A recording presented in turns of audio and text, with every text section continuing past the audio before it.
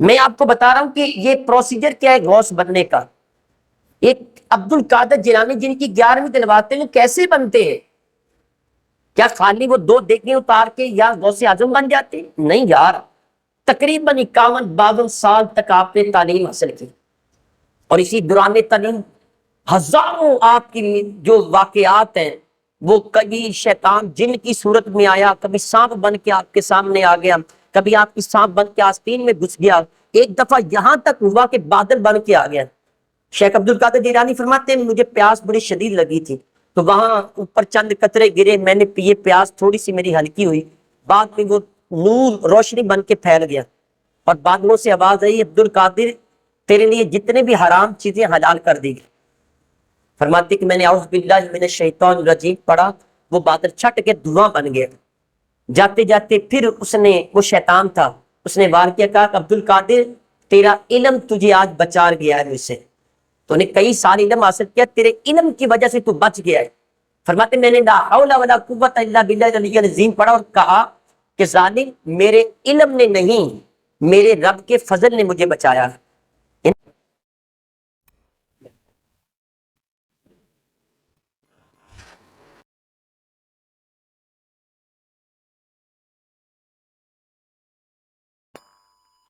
عزیز سامعین محترم، آج آپ کے سامنے جس موضوع پر لب کشائی کرنے کی جسارت کر رہا ہوں وہ ہے تعلیمات غوثیہ کی اہمیت.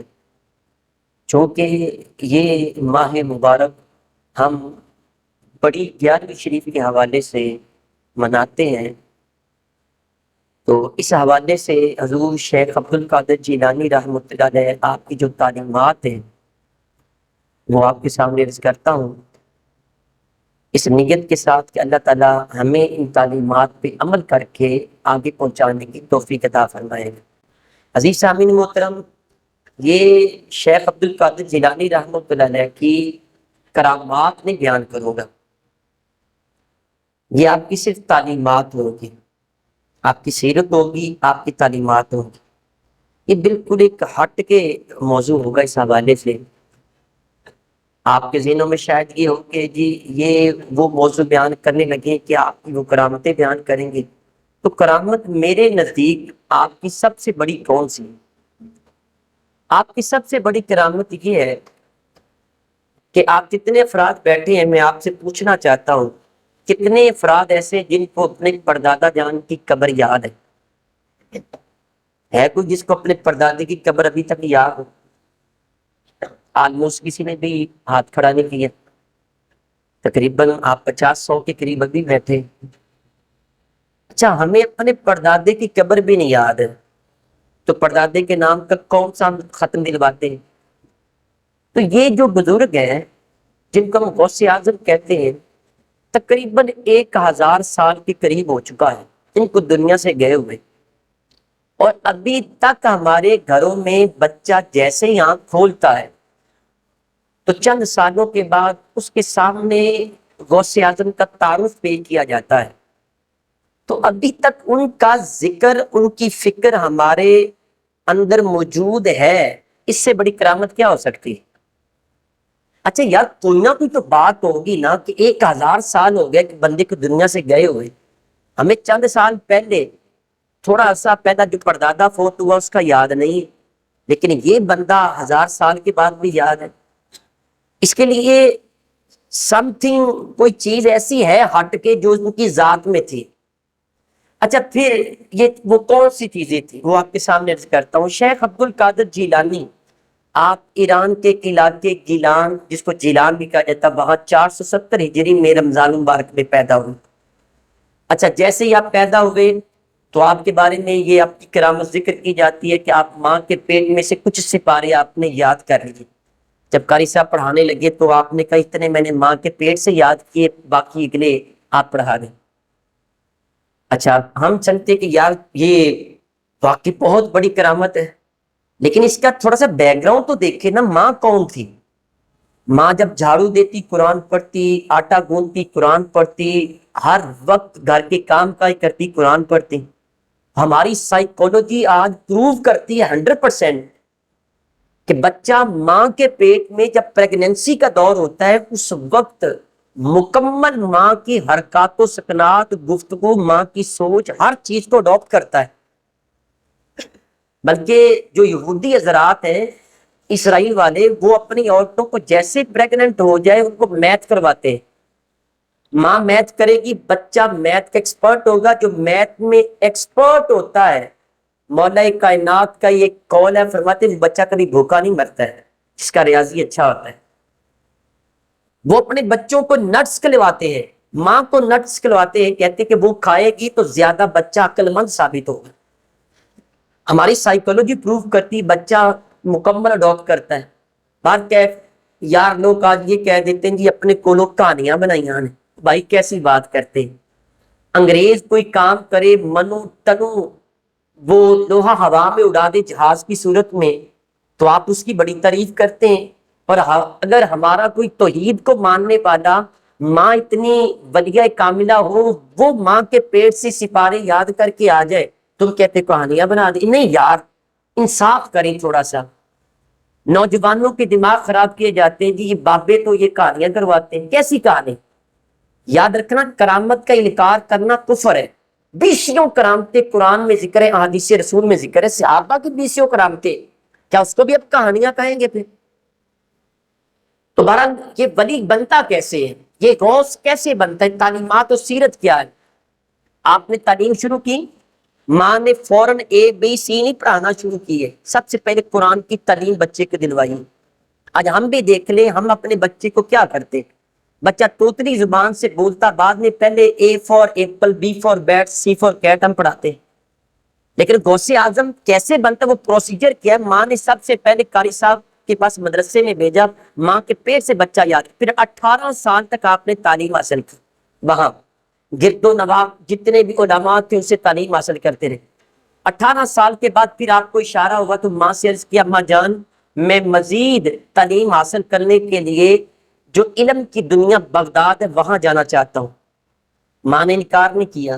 ماں کا لگتے جگر ہو، باپ پہلے فوت ہو چکا ہو، بیٹا 18 سال کا جوان ہو، اور ماں اس کو یاد رکھے جب بیٹا پیدا ہوتا ہے نا تو ہمارے گھروں میں آج بھی مائیں کہتی ہیں کہ یہ میرا بیٹا بھی پیدا ہو گیا ہے، میرا بھائی بھی ہے، میرا باپ بھی ہے، میرا شوہر بھی ہے، سب کچھ ہے۔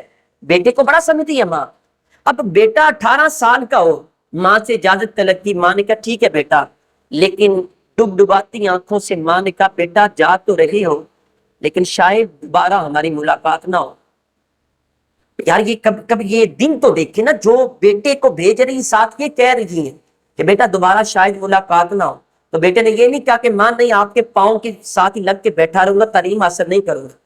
آج میں آپ سے پوچھتا ہوں میٹرک کے بعد، مڈل کے بعد کہیں یار اپنا بیٹا درس نظامی کے لیے بھیج دو، میٹرک کے بعد بھیجو، ایف اے بھی کرے گا، بی اے ایم اے بھی کرے گا، سب کچھ کرے گا، دینی تعلیم بھی سیکھے گا، دنیا بھی حاصل کرے گا، لیکن ہمارے دن مانتے ہی نہیں۔ میں آپ سے پوچھتا ہوں کتنے افراد یہاں بیٹھے ہیں جن کے کا کوئی ایک بچہ بھی درس نظامی دین کی تعلیم کے لیے جا رہا ہے؟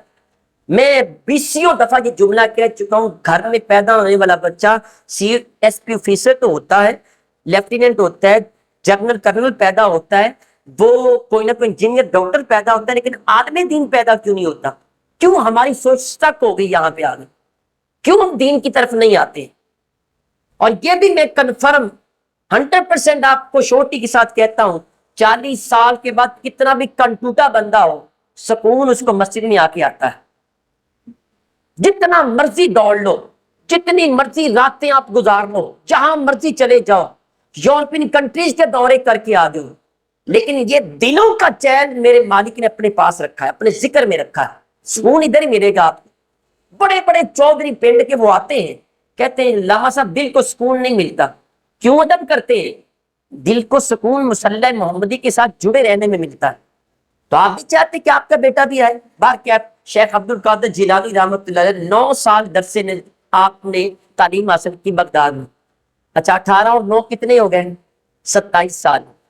اچھا ابھی پروسیجر ختم نہیں ہوا، پھر اس کے بعد 25 سال تک آپ نے نالج آف انٹروسپیکشن حاصل کیا، نفس کشی کا، اندر والے انسان کو زیر کیسے کرنا ہے، شیطان جو ہمارے سامنے دنیا کو سجا سجا کے سوار سوار کے لاتا ہے اس کا مقابلہ کیسے کرنا ہے۔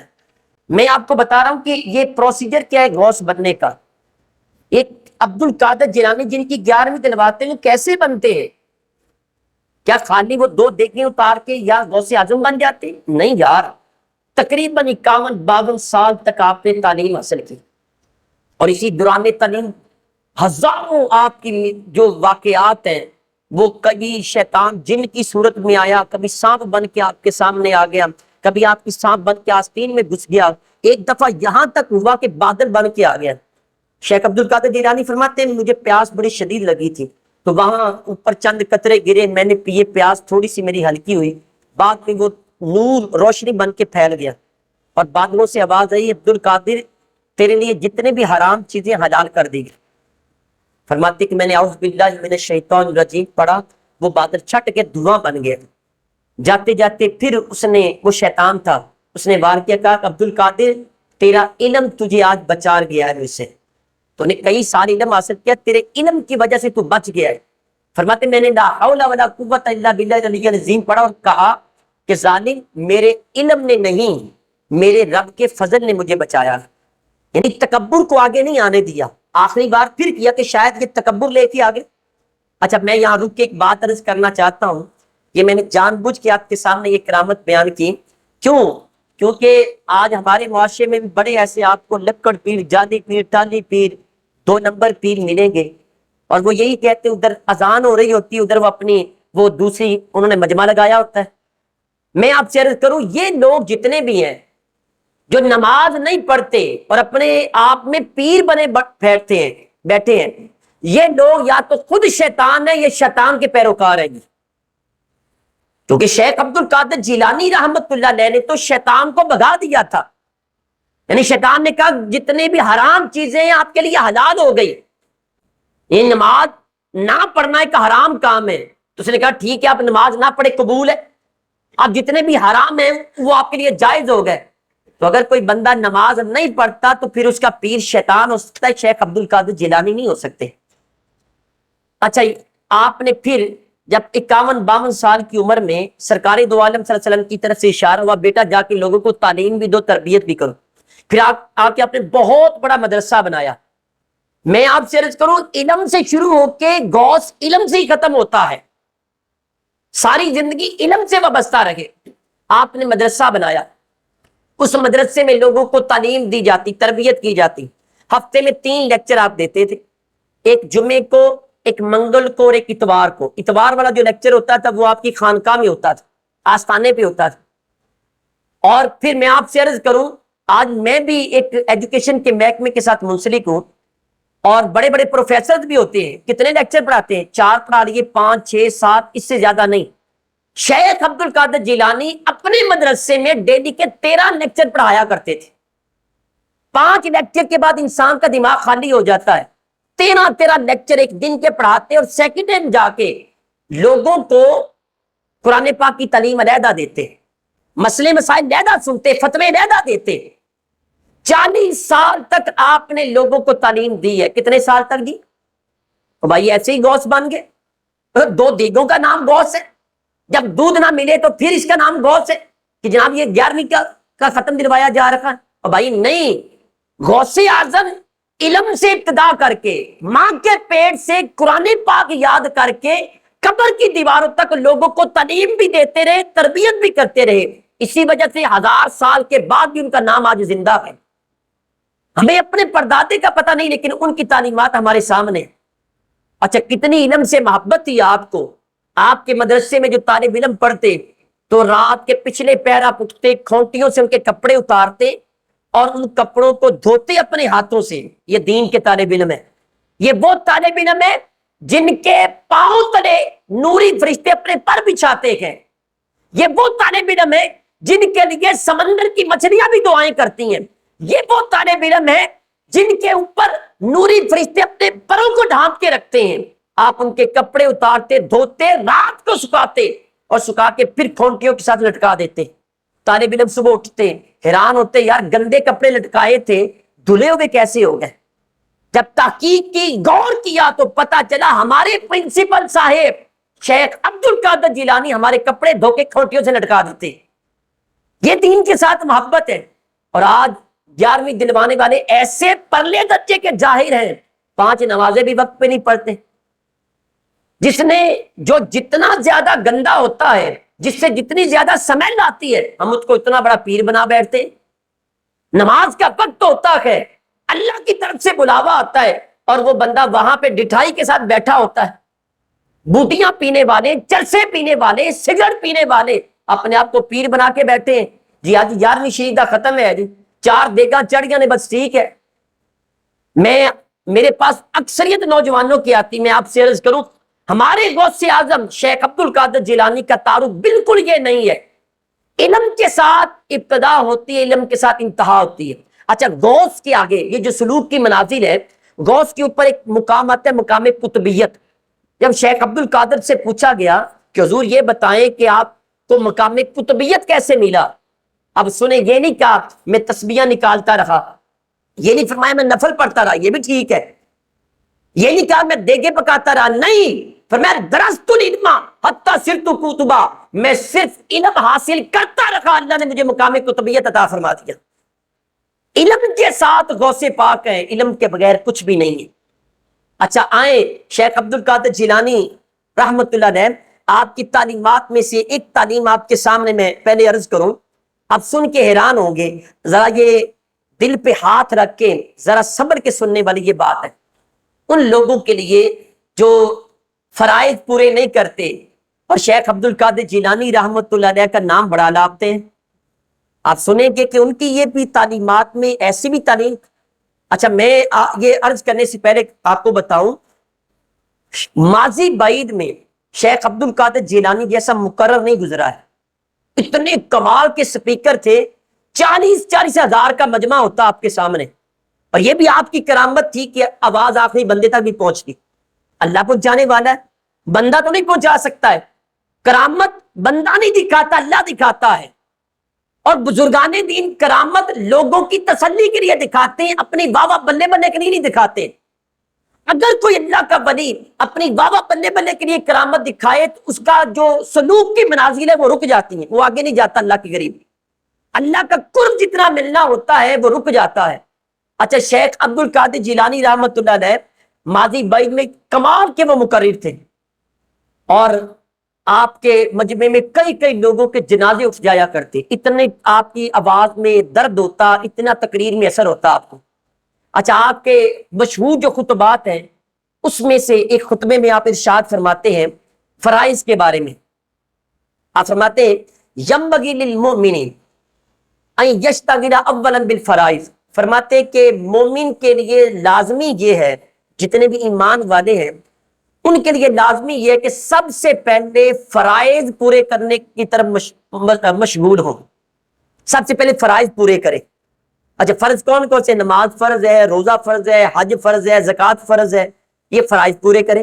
ماں باپ کا ادب کرنا فرض ہے، ہمسایوں کے حقوق پورے کرنا یہ فرض ہے۔ یہ فرماتے پہلے فرائض پورے کریں، جب فرائض پورے کر لے پھر فرمایا فَإِذَا فَرَغَ مِنْهَا اشْتَغَلَ بِالسُّنَنِ، یہ آپ کی تقریر ہے۔ فرماتے جب فرض پورے کر لے پھر سنتیں پوری کرنے کی طرف آئے۔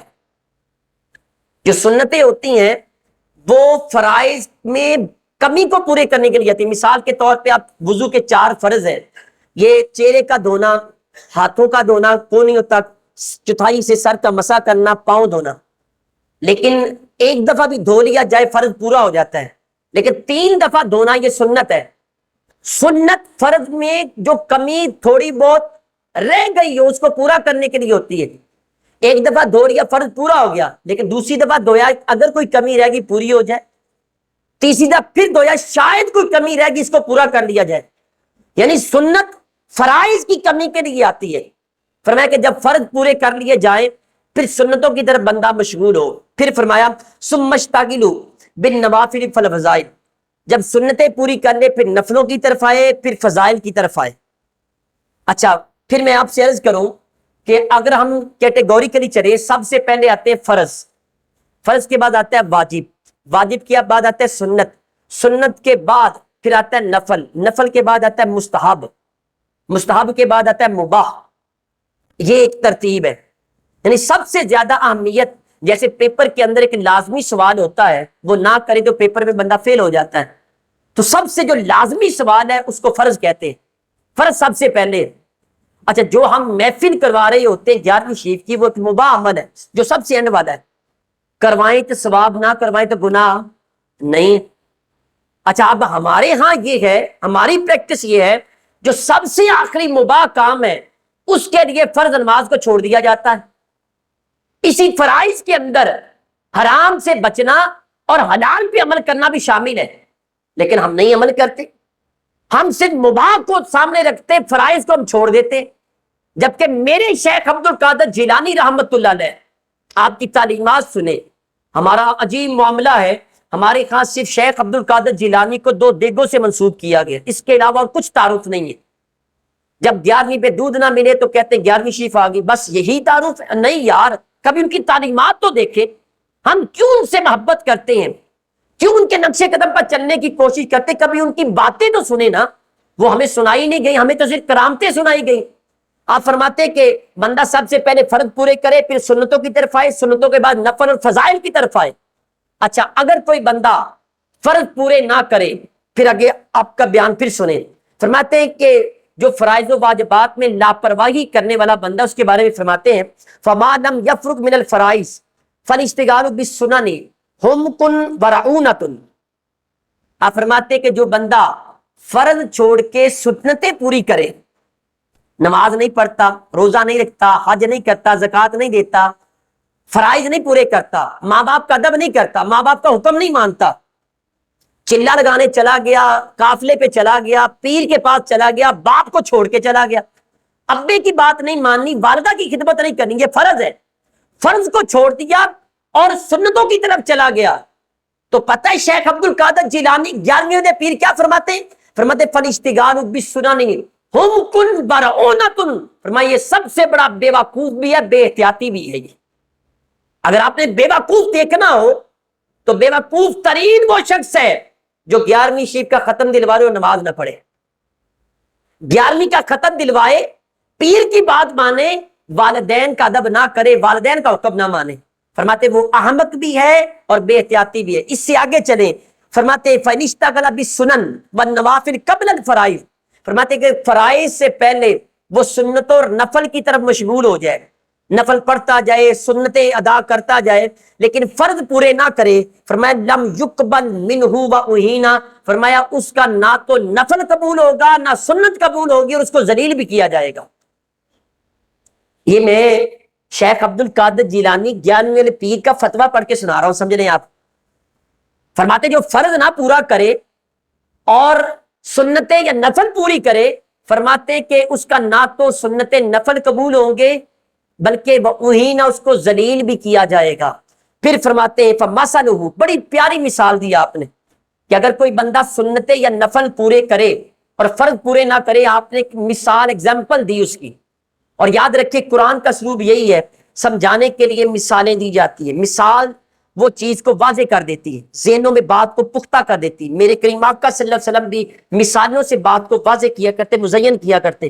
تو شیخ عبد القادر جیلانی رحمۃ اللہ علیہ نے بڑی پیاری مثال دی۔